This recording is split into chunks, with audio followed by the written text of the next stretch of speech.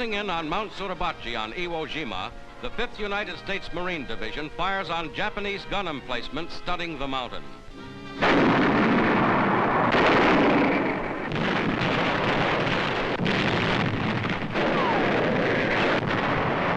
From Suribachi's 500-foot elevation, enemy mortars hold the entire island in range.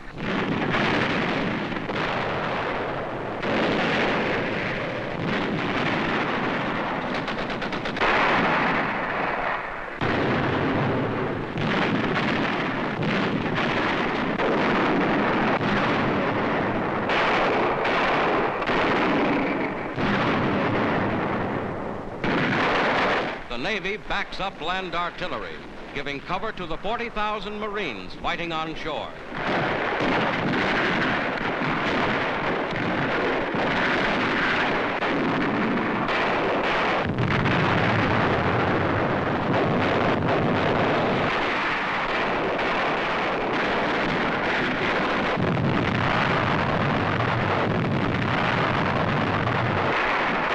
Slowly, the Marines push forward up Mount Suribachi.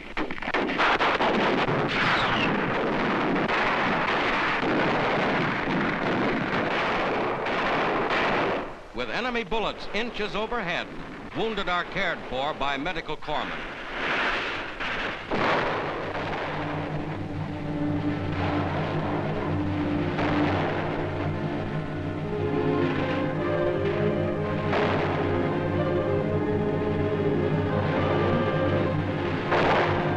Iwo Jima has proven the toughest, bloodiest battle the Marines have ever fought. To win this tiny 8-square-mile area, 4,000 of them have died, and 20,000 Japanese.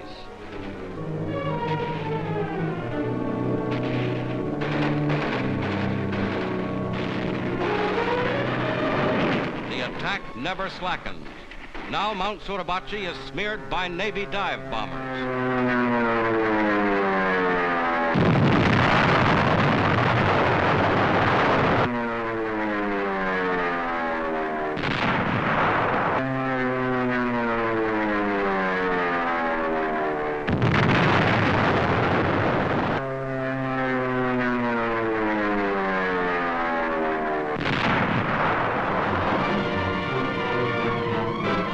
The Marines advance.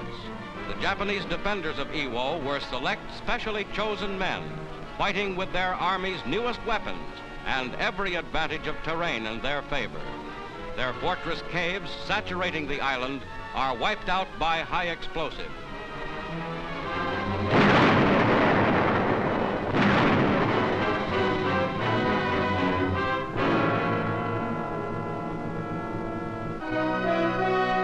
Iwo Jima is conquered. Only isolated snipers remain. Its airstrips are already in use by American superfortresses. Atop Mount Suribachi, this flag is 625 miles from Tokyo.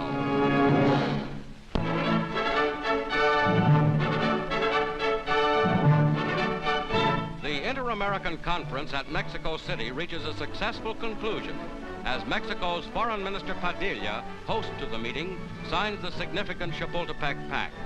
Distinguished statesmen of the Americas applaud. Senor Pedro Veloso signs the pact for Brazil, followed by representatives of Cuba and Peru among the 20 nations taking part in this important hemisphere conference. Secretary Stettinius for the United States, reaching firm agreement on principles of hemisphere cooperation, the meeting is a major step toward world security.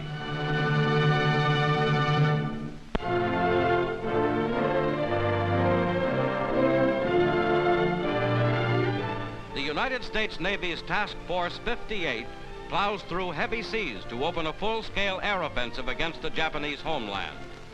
As other ships and planes hit the Japanese fleet in the inland sea, these mighty forces strike at the Tokyo area.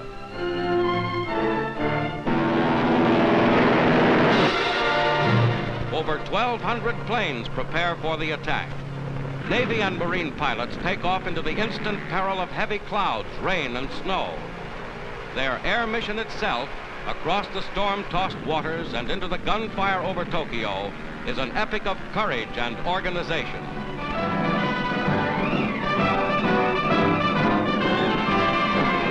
planes from 15 to 20 American carriers wing in over Tokyo Bay, fighting off all enemy air opposition to reach the target.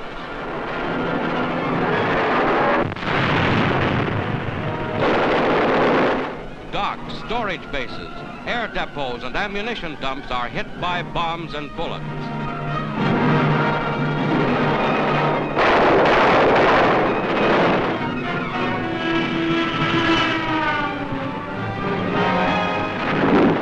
Rockets join the attack, which wipes out many strategic Japanese war installations, 517 enemy planes, and 55 ships.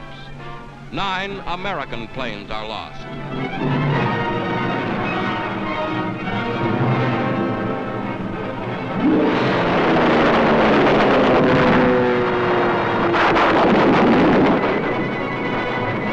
Enemy planes are caught on the ground and methodically destroyed.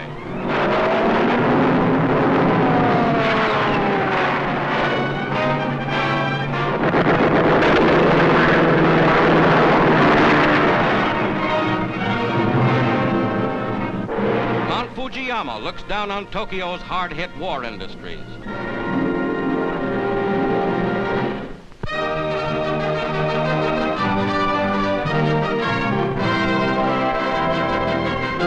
Still resisting German forces are rolled back, Allied armies press forward on all fronts toward the heart of Germany. Gigantic traps are sprung along the Moselle and in the Saar as the Russians cross the Oder and the American First Army smashes beyond the Rhine.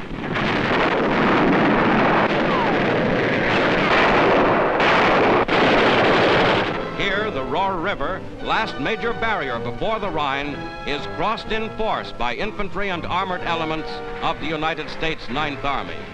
A vital phase of what Berlin has called the greatest of West Front offensives. The battle-scarred German town of Linnick is cleaned up.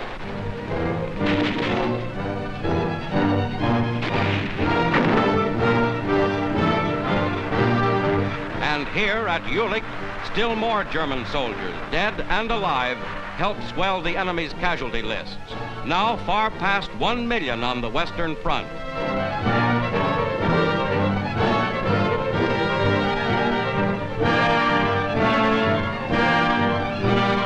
Amid a shambles of silence and emptiness, the German people are learning what warfare means.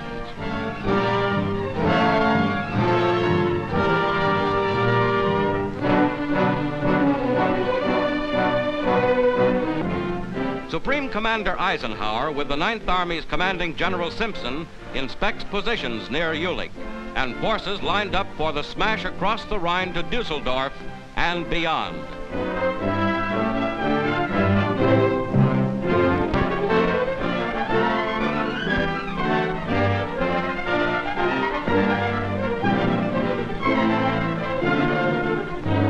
As a security measure, civilians are assembled for questioning, but they are few compared to the mounting toll of captured German soldiers.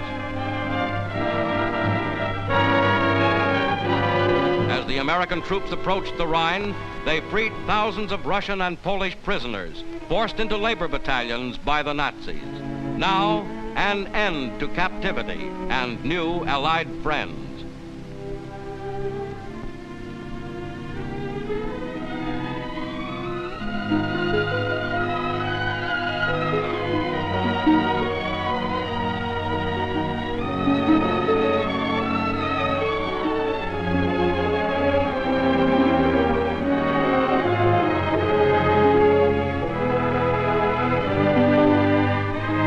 This concentration camp, guarded by electrified barbed wire, deep trenches, and many gun posts, gives mute testimony to the horror that once reigned here.